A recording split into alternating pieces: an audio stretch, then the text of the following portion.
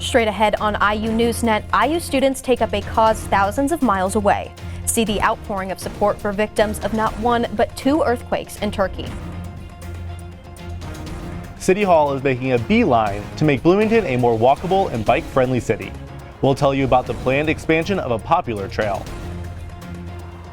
And we'll take you to an IU competition that requires just as much beauty on the inside as it does on the outside. IU NewsNet starts now.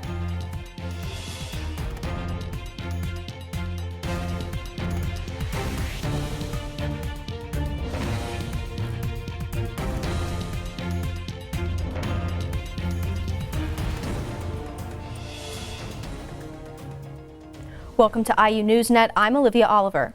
And I'm Evan Gerike. Two earthquakes in 2 weeks. The misery underway in Turkey has IU's campus mobilized to help. The death toll is more than 47,000 people, and with the second quake, it's expected to go even higher. IU NewsNet's Don Hayab joins us in studio with some IU student connections to Turkey and the relief effort underway right here on campus. Dom? This week, people with family and friends affected by the earthquake gathered with others on campus, united in a single cause: to help. Bloomington resident Anatol Çakmak grew up in Kahramanmaraş, the epicenter of the earthquakes that have destroyed parts of Turkey and Syria. His family home is gone. His parents barely escaped alive. Many of his relatives were lost in the disaster, including his cousins and their 2-year-old child. We will overcome this. Buildings will be erected. Financial situations will be remedied. The trauma will take more time to overcome. This was the overwhelming sentiment this past Monday at IU's forum and fundraiser for Turkey and Syria.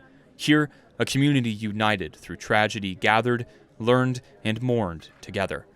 Under it all, a sense of hope. If you were to ask me a year ago where to visit, in Turkey, I would definitely tell you to go to this region. The food, the music, arts and handicrafts. HLS Associate Dean Kaya Sahin was one of multiple speakers at the event, which included IU students, professors, and Bloomington residents. Sahin fears that the disaster will eliminate many of the region's numerous and diverse cultures. Professor Michael Hamburger explained that the quakes shifted the ground by as much as 20 feet. No doubt about it, an earthquake of this size occurring anywhere in the world would produce significant damage. The forum also included a music performance by a Jacobs String Quartet, with images of the disaster, the backdrop.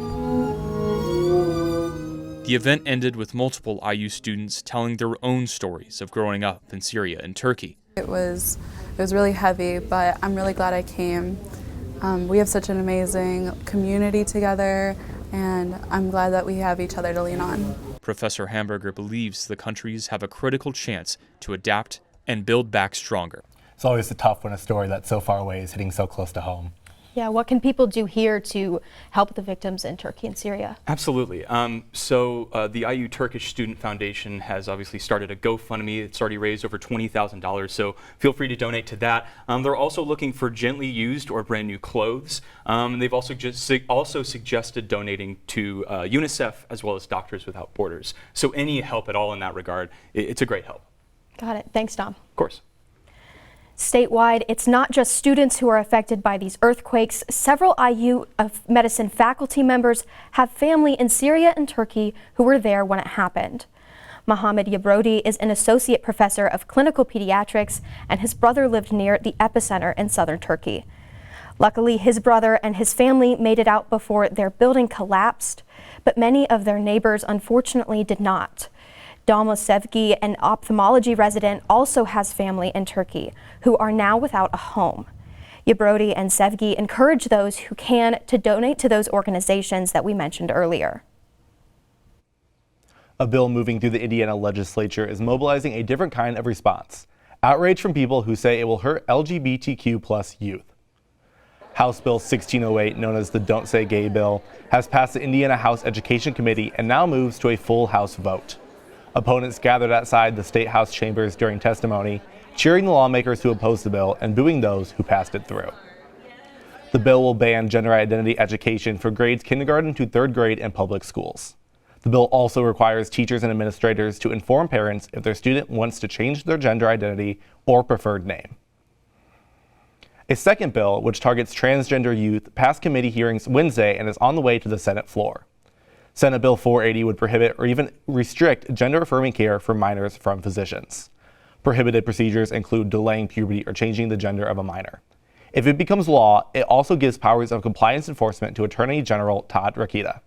The ACLU of Indiana strongly opposes it, saying the bill would, quote, forcibly deprive some youth of life-saving care.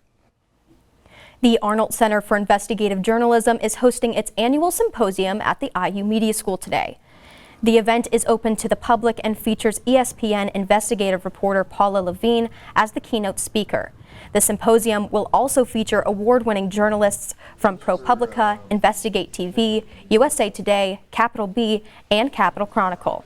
CNN Vice President of News and Arnold Center board member Erica Henry says that bringing in these journalists is a great opportunity for students to network. And it's also about networking and also about creating, and finding the next job opportunity for someone. It may not be a contact that you're making that may help you next year, but maybe it's down the road. Levine's keynote address will take place at 5 this evening at President's Hall in Franklin Hall. A mixer with all the panelists will follow the event.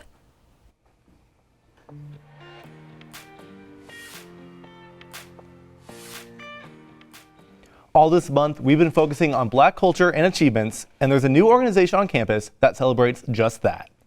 2 IU juniors launched the Young Minority Dentists of Tomorrow organization at the start of the year. The organization connects any minority students interested in dentistry. The group co-presidents say you don't have to be a dental major or minor to join. It's an exchange of ideas among minority students with like interests. You really see nobody that looks like you, at least you don't know about them. So we want this place to be an opportunity for you to get access to that knowledge and just have like-minded people who have gone through similar things as you. Okay, so we'll be at the group is looking for new members, so if you're interested, they'll have information available Tuesday from 11 to 3 at the IMU. They'll be raising money for children with cleft lips in support of National Tooth Fairy Day. The city is making plans to attract more firefighters and police officers and get them closer to the communities they serve. And it includes thousands of dollars every year for housing. We'll explain when we come back. Plus, I'm Ashton Hackman. The drive into the city of Bloomington may soon look a little different. Coming up, I'll tell you what changes are coming on the city limits.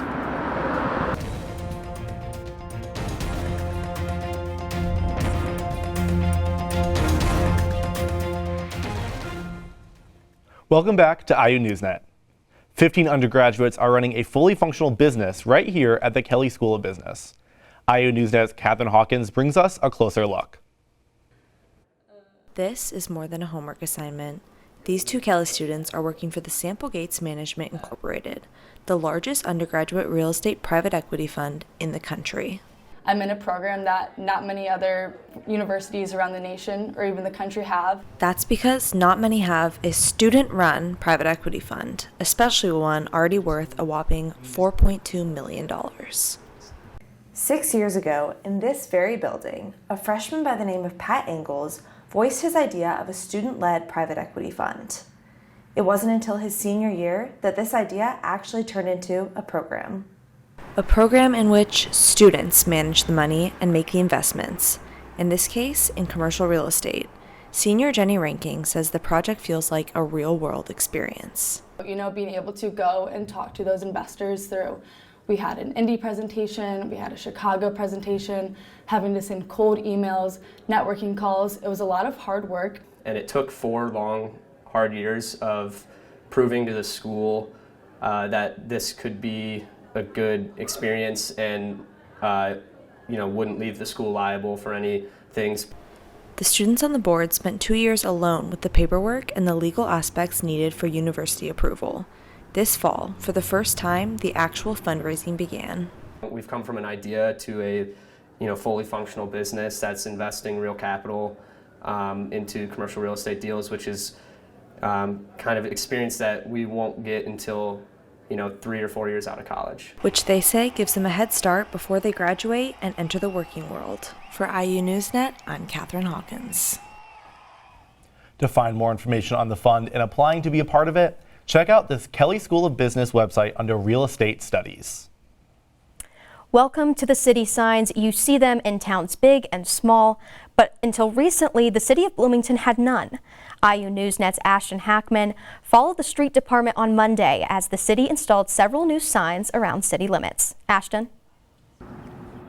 Yeah, hey guys, growing up in Indiana, I have to be honest, I'm pretty embarrassed that I wasn't able to pick up on this sooner. Bloomington doesn't have any city limit signs welcoming people into the city, and across the state there are some towns of 50 people that even have city welcome signs, and so the mayor says this is obviously a no-brainer. On Monday, the city street department installed 11 signs around the outer limits of the city. Each sign displays the city population and current mayor, as well as a unique fact about Bloomington. And the goal of these signs really is to welcome people into the city and show off what it is able to give to residents and people who have the possibility of moving here. For now, reporting on Tap Road with the location of one of the newest signs, I'm Ashton Hackman. Guys, back to you. Thanks, Ashton. The city is also holding a contest to bring attention to the signs. Contest participants must retweet a picture of their favorite sign location for a chance to win a miniature sign. The contest runs until Friday, March 10th. One of Bloomington's most famous pathways is becoming a bit of a bigger deal. The Bloomington City Council plans to extend and connect the Beeline Trail from North Adams all the way to 17th Street and Crescent Road. The City of Bloomington's engineering department met to show the public how it will look.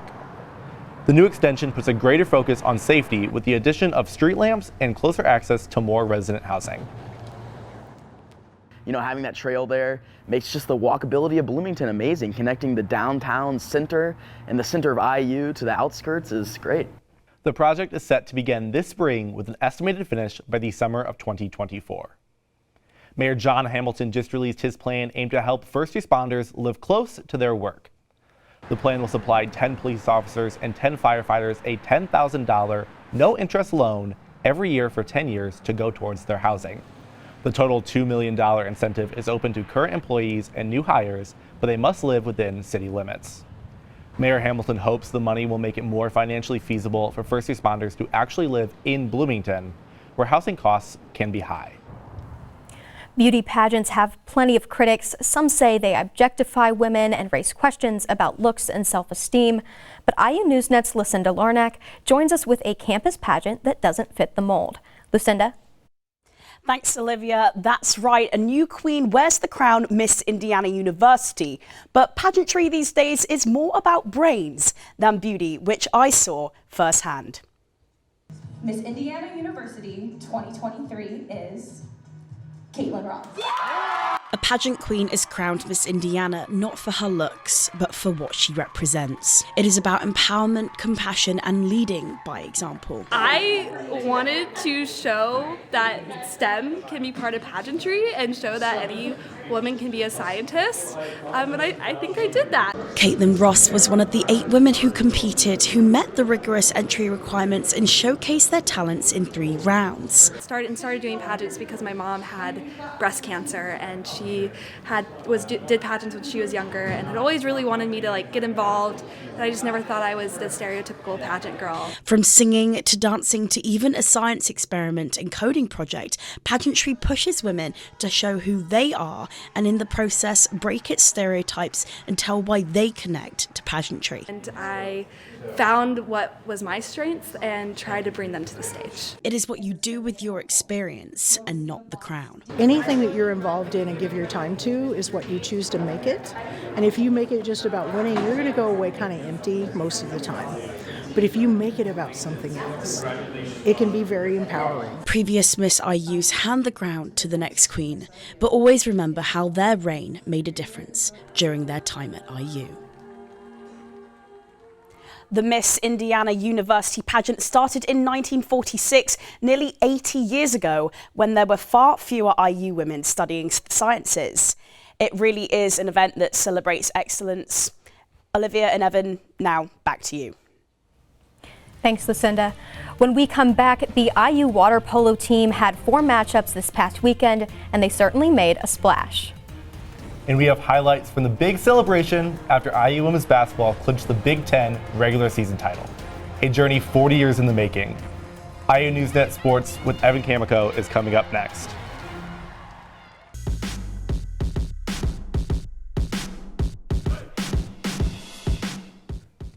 Welcome back to IU NewsNet. We have Evan Kamikow with us in the studio for sports. Evan, how are you doing? I'm doing great on this 38-year anniversary when Bob Knight threw that chair, if you guys remember. And we're pretty close, like close enough to throw chairs. I hope you don't throw the chair when I'm in it. I don't want to, but Trace Jackson Davis and Zach Eater are going to be this close this weekend. So maybe we'll get something, but let's talk about sports. And first, we start with IU women's basketball's huge win. Another trophy, yeah, they're coming to Assembly Hall as Terry Mourn and the women's basketball team hosted Purdue this weekend in front of that 1983 championship team. Not only that, but it was also senior day for Grace Berger and Alyssa Geary in front of 17,000 fans. But we start in the first. Chloe Moore McNeil wide open for 3. She finished with 14 points, and the bench was loving it. Later in the first, Moore McNeil finds Yarden Garzone for the 3, extending the Hoosier lead to 10. Indiana ran away from there.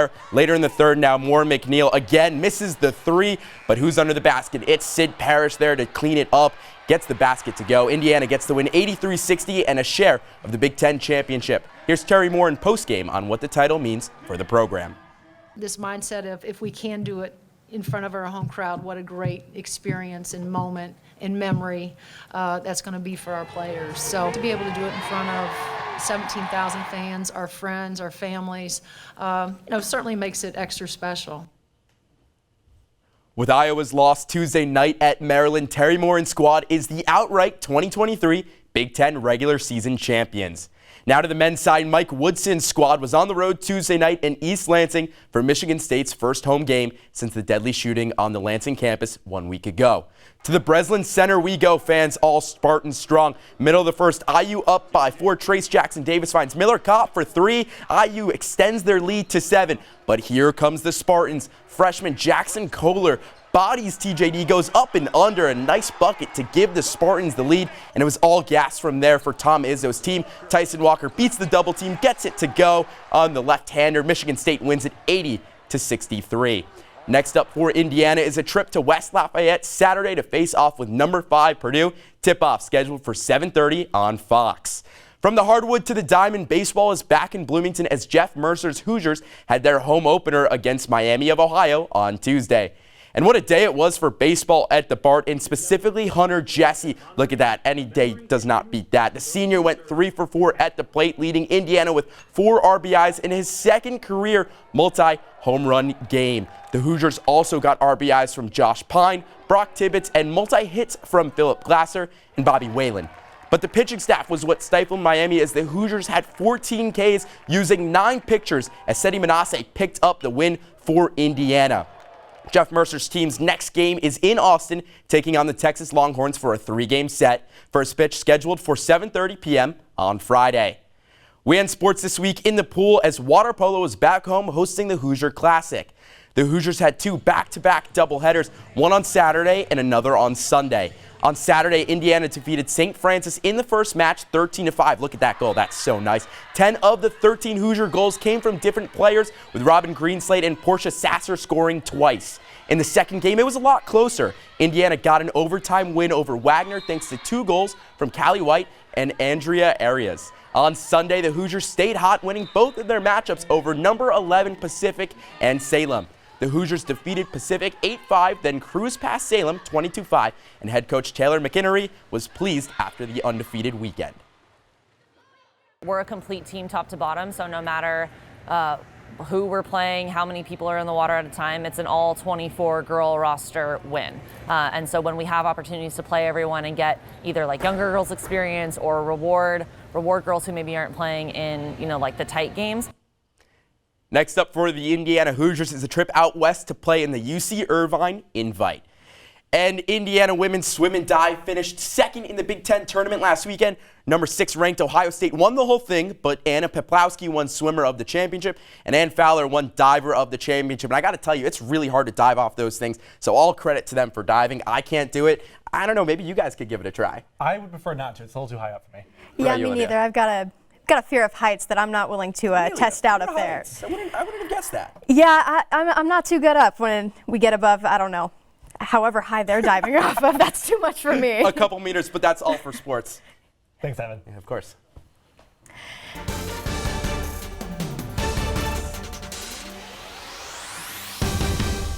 A video went viral earlier this month after students at Carmel High School gave a tour of their campus. Welcome to Carmel High School. This is CHTV.